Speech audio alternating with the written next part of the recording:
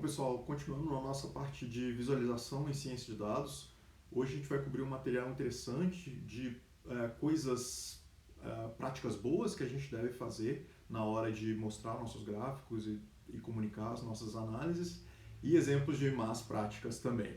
A gente vai começar muito com más práticas e até formas enganosas e desonestas de apresentar os dados, para que a gente tome cuidado e a gente aprenda que isso não deve ser feito. E no final a gente vai falar algumas boas práticas também, coisas interessantes para a gente fazer nas nossas visualizações. Bom, a primeira coisa que a gente tem que ter ciência é que a análise de dados tem sido usada, sempre foi usada, também para mostrar coisas enganosas, né? Então a gente tem que tomar muito cuidado com isso. Então a gente tem que ter um compromisso de, na hora de fazer as nossas análises, tomar cuidado de não reportar coisas que não são suportadas pelos dados. Então a primeira coisa que a gente tem que tomar cuidado com isso. E muitas vezes essa questão de mensagens enganosas vem depois da análise também. Na hora de a gente comunicar, criar os gráficos e criar a comunicação sobre o que a gente fez nas análises.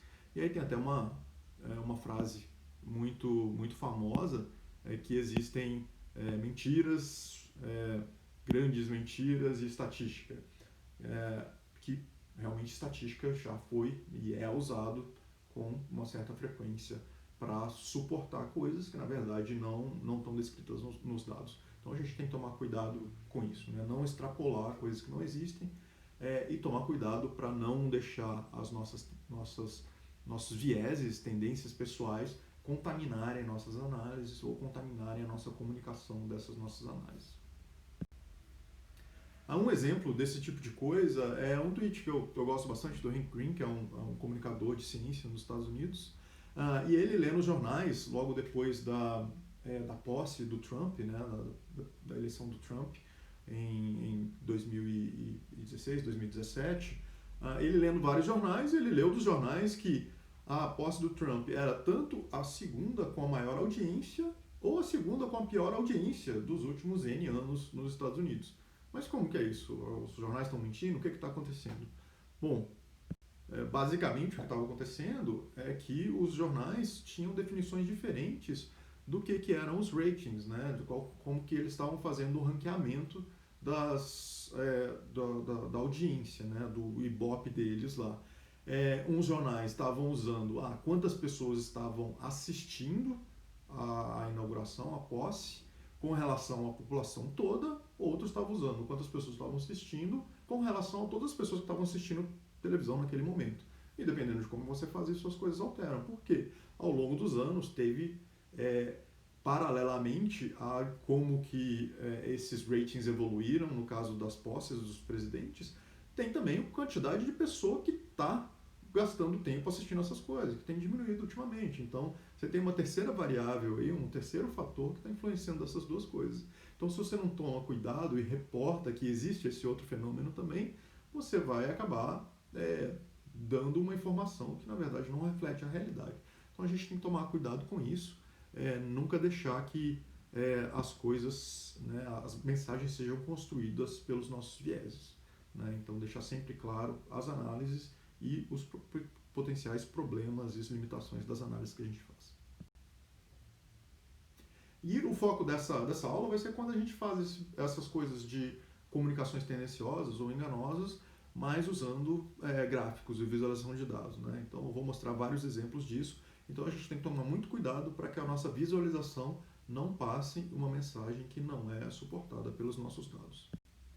E aí as principais formas que têm sido usadas para gerar gráficos enganosos, né, ou gráficos problemáticos, são essas categorias. Eu vou passar por elas e dando exemplos em cada uma delas, né.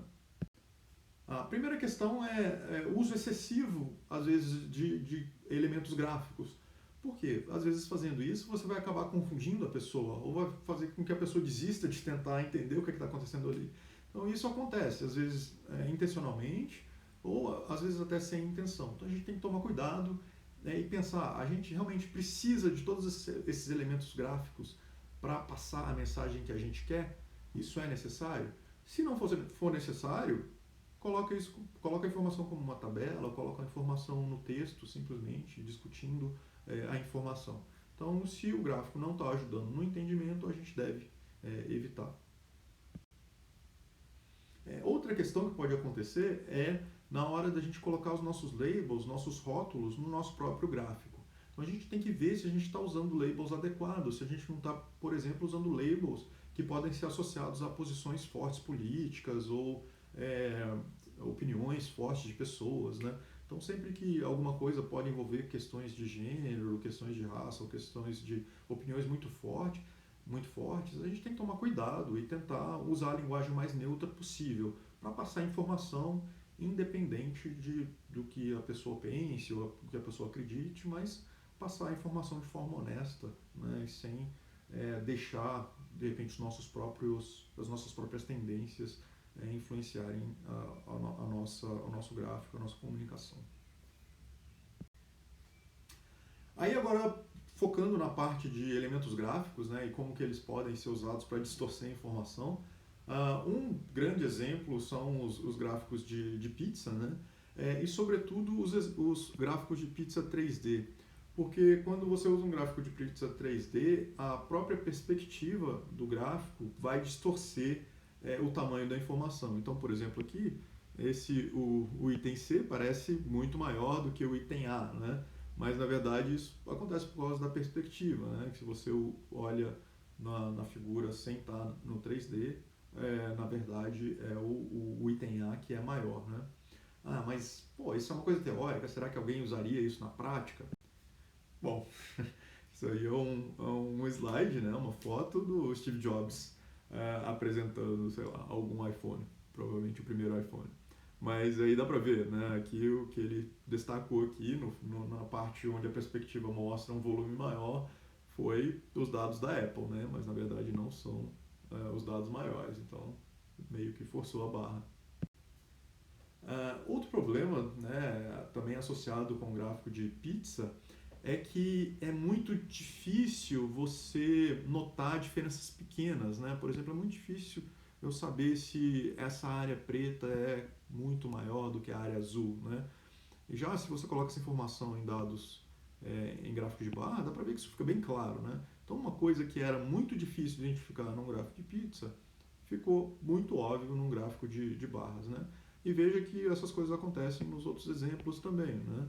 Então, aparentemente, se você olhar só os gráficos de pizza, não dá para ver a diferença nesse conjunto de informação, né? Parece que é tudo mais ou menos a mesma coisa. Mas você olha os gráficos de barra, são completamente diferentes. Então, a gente tem que tomar cuidado.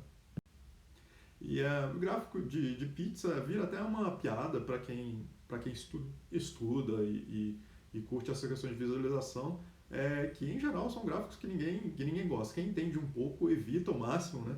Aí tem até esse gráfico que foi criado meio como piada mesmo lá um usuário do Reddit, que são gráficos de pizza e ainda com séries temporais aqui, mostrando a evolução do tempo. Então, muita coisa que não se deve fazer ao mesmo tempo. Aí outra coisa que acontece é na hora da gente fazer infográfico e tentar deixar o gráfico mais atraente, a gente acabar passando uma informação ou uma tendência que na verdade não está lá, né?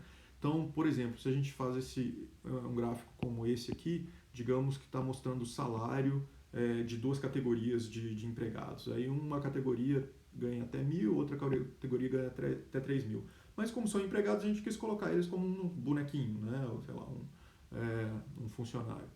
Mas aí para mostrar que um ganha mais, a gente pegou e ampliou a imagem e colocou desse tamanho, assim. Mas qual é o problema disso?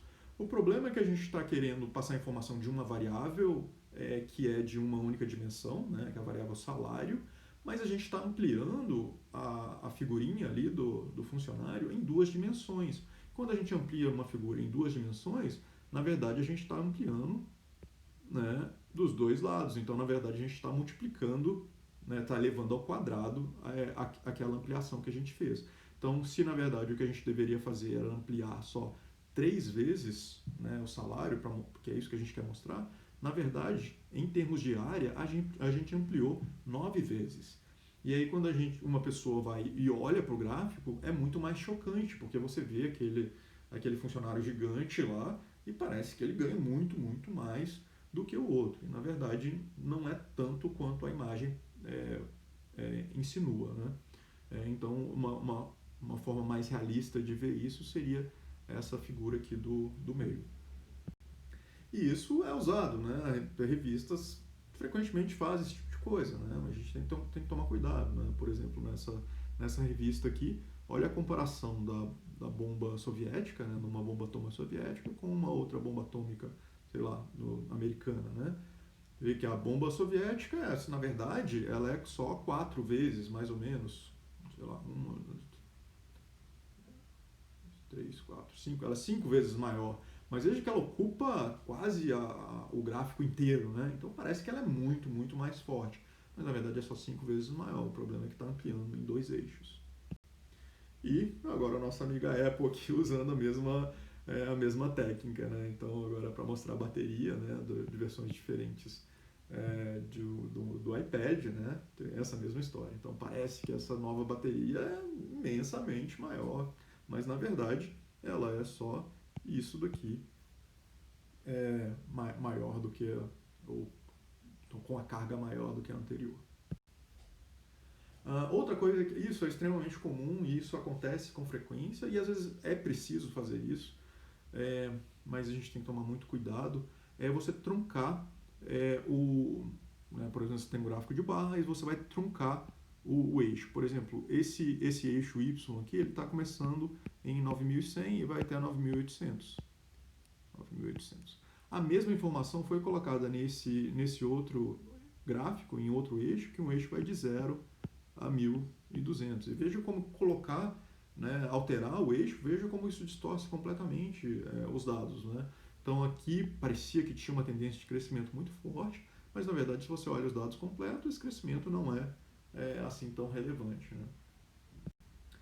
E isso acontece com frequência, né? A gente vê na mídia, né? Por exemplo, aqui comparando a questão de imposto, né? Antes e depois das medidas, né, de um determinado presidente nos Estados Unidos. Então parece que depois que aquelas medidas saírem vai ter um aumento gigantesco do imposto, né? Mas na verdade a informação correta é essa aqui do lado, né? A diferença não é tão grande assim, sei lá, 10 a 15%, né? Aqui outro gráfico onde isso aparece também, agora a questão de aquecimento, né? Então você mostrando a temperatura de um determinado ano lá e comparando com os anos anteriores, né? Então a diferença aqui é 1 grau apenas, né? 1 grau Fahrenheit. Claro que é bastante em termos climáticos, né? Mas o fato é que o gráfico está passando a tendência errada, né? Parece que a temperatura aqui no final é o dobro lá no começo do século, né? Mas não é bem assim. Esse gráfico aqui, eu também não sei a origem dele, mas eu imagino que seja feito de piada também. Certamente isso acontece novamente, né? Você vê que as alturas aqui das pessoas já começam lá nos 5 pés, né? Então a pessoa aqui da Índia ficou uma pessoa miniatura, né? Obviamente isso é o problema. E aqui também tem aquele outro problema da escala, né? Então a escala também está sendo feita em 2 eixos. Outra coisa que pode acontecer é a gente agora não necessariamente está cortando a escala, mas a gente está mudando muito o valor final. A gente não está cortando, a gente está adicionando na nossa escala do nosso eixo, né? Então aqui a gente tem a informação de um jeito, né? Aqui com a escala mínima necessária para mostrar o que a gente precisava, e aqui a gente coloca uma escala maior lá em cima. Então, uma tendência que parecia de crescimento, óbvio, como a gente aumentou os níveis ali do nosso eixo, agora esse crescimento parece menor, né? Então, isso não é legal de se fazer, não é uma coisa honesta.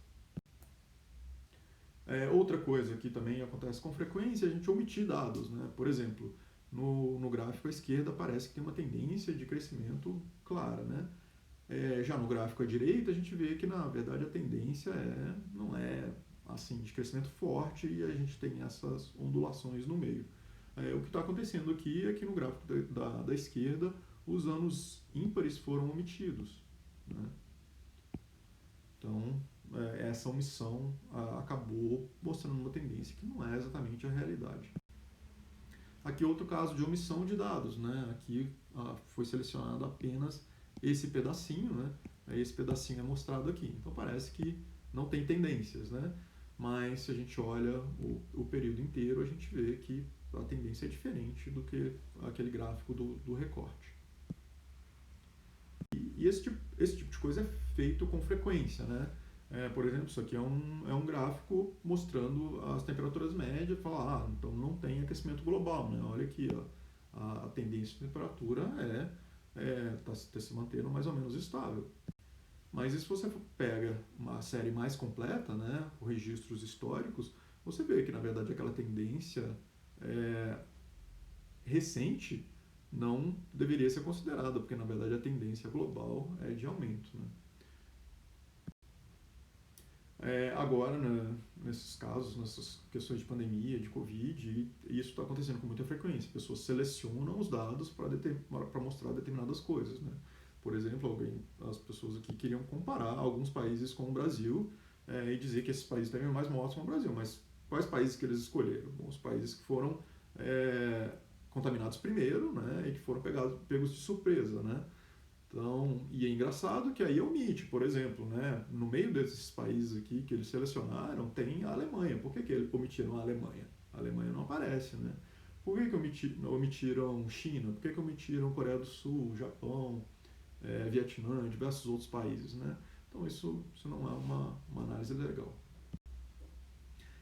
Outra omissão, né, e essa ficou bem famosa, né, numa entrevista do Trump, ele pegou alguns gráficos de um projeto, que é um projeto muito legal, muito bacana, que está fazendo um trabalho fantástico agora durante a pandemia, que é o World in Data, né, Nosso Mundo em Dados.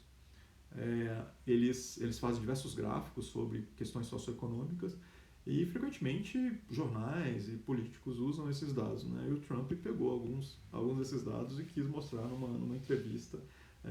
E obviamente eram gráficos selecionados para tentar mostrar que a situação dos Estados Unidos não era grave, e ele acabou passando vergonha nessa entrevista porque o entrevistador percebeu esse tipo de coisa. Outra coisa que agora não é em geral, não é uma estratégia usada para enganar ou passar alguma desinformação, mas é uma coisa que não é legal, é uma prática ruim, que eu chamo isso de interpolação fantasma. Alguém a pessoa quer mostrar dados que na verdade são categóricos, mas a pessoa mostra isso num gráfico de linhas. Aí por que isso não faz sentido? Porque olha, veja as categorias aqui no eixo X. São só categorias, elas não têm nenhum relacionamento. Tipo, fadiga não é maior do que vigor, não existe nenhuma relação de ordem entre essas categorias. Então não faz sentido nenhum fazer essa ligação aqui. Por quê? Porque não existe valores aqui no meio, né? Esse valor aqui no gráfico, ele não faz sentido, né? Esse valor desse pontinho, que eu vou marcar aqui de azul, esse valor não existe, né? Então por que eu coloquei uma linha, né? Para que eu estou colocando linha sendo que não existem valores para esses pontos no gráfico? Então deveria ser um gráfico de barras, né? Ou deveria ser um outro tipo de gráfico, não deveria ser um gráfico de linha. Mas como a pessoa decidiu ou quis colocar um gráfico de linha, parece que tem essa tendência aqui, né, que o valor sobe, depois o valor baixa, depois sobe de novo. Mas na verdade isso não faz sentido nenhum, porque se as categorias aqui fossem reordenadas, essas tendências iam mudar completamente. Então, esse tipo de coisa não deve ser usado. Se você está sem informação categórica, use gráficos de barra. Outra coisa que pode ser complicada é quando você coloca linhas de tendência, igual essas linhas de tendência, essa linha de tendência que foi colocada nesse gráfico do Ministério da Saúde, né? Ela dá a impressão que os casos de morte estão diminuindo, né? Mas o quê? Mas o problema aqui foi a função de fit que foi usada, né? Essa função de fit não é adequada, ela não mostra tendência, né? ela mostra um crescimento que é irreal aqui no começo e mostra um decaimento que é irreal aqui no fim. Né? A coisa honesta a se fazer seria fazer o fit numa função com mais graus de liberdade. Né? Não é o que foi feito. E acabou que ela não mostra uma tendência correta. Isso não é uma prática legal. Mas tem coisas ainda piores, né? Por exemplo, um candidato aqui que não é nem problema de usar a função errada agora para mostrar uma tendência. Pegou o Photoshop e pegou uma barrinha que era pequenininha, né? Que antes estava aqui, né? Era 22%, estava aqui. Pegou e alongou ela no Photoshop sem na minha maior cara de pau. Esse tipo de coisa também acontece. Mas agora vamos falar um pouco de boas práticas, né? Agora a gente viu vários exemplos de coisas que a gente não deve fazer, né? A gente tem que tomar cuidado na nossa comunicação. Mas agora vamos ver também coisas de boas práticas, né? Então, né, vamos usar, sempre que a gente for usar os rótulos ou descrever os nossos gráficos lá, os títulos, labels, até as observações que a gente coloca embaixo, colocar as informações com detalhe, colocar as fontes de dados. Toma cuidado que linguagem que a gente escolhe para não disparar alguma reação, né, ou algum bias das pessoas que estão lendo, ou para não mostrar os nossos próprios bias. Sempre usar as escalas adequadas e iniciar o eixo no zero, de preferência.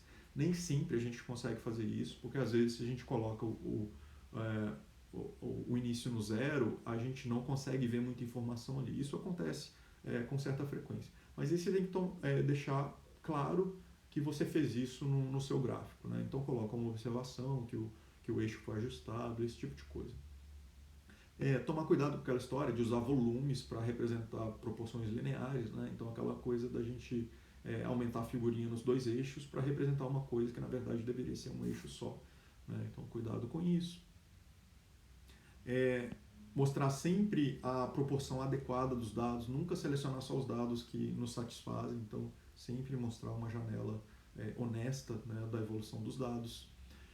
E tomar cuidado, que é uma coisa que a gente vai expandir aqui agora, tomar cuidado para que os gráficos tenham muita informação e não seja só enfeite. Né? Então, você fez uma figura, fez um gráfico, que ele transmita muita informação, que não tenha muita firula, que na verdade você está só gastando espaço e distraindo o leitor. Então, por exemplo, esse tipo de gráfico, tá vendo? Coisas 3D em geral não são muito legais, né? Podem até ser bonitas, mas em termos de passar informação não é legal, tá vendo? Tem sombra, tem perspectiva, tem várias coisas. Na verdade, isso não está dando tendências boas, né? Na verdade, está distorcendo as proporções, então não é uma coisa legal. Então, veja que esse gráfico já é bem mais honesto, deixa muito mais claro as proporções.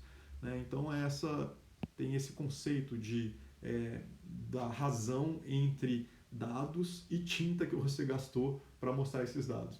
Então, se você está gastando mais tinta do que passando informação dos dados, significa que essa razão não está boa e você precisa procurar uma representação mais simples que vai transmitir os dados com menos elementos gráficos. Outra coisa que a gente precisa se preocupar é a questão de quanto que as cores que a gente está usando são fáceis de distinguir. Né? Isso a gente tem que se preocupar em geral. Às vezes a gente faz uns gráficos que tem tantas cores que fica difícil de distinguir. E tem um problema específico nisso, é que tem uma prevalência muito grande de graus diferentes de daltonismo. Então, até 8% dos homens, né, dependendo da população, dependendo da ancestralidade das pessoas, até 8%, né, dos homens, isso acontece menos com as mulheres, podem ter algum grau de daltonismo. Então, é interessante a gente usar cores que são inclusivas, cores que não afetam pessoas que têm graus de daltonismo. Isso é possível de fazer. Por exemplo, existem paletas de cores que são escolhidas para que pessoas com daltonismo consigam distinguir as cores. Esse é um exemplo dessas paletas.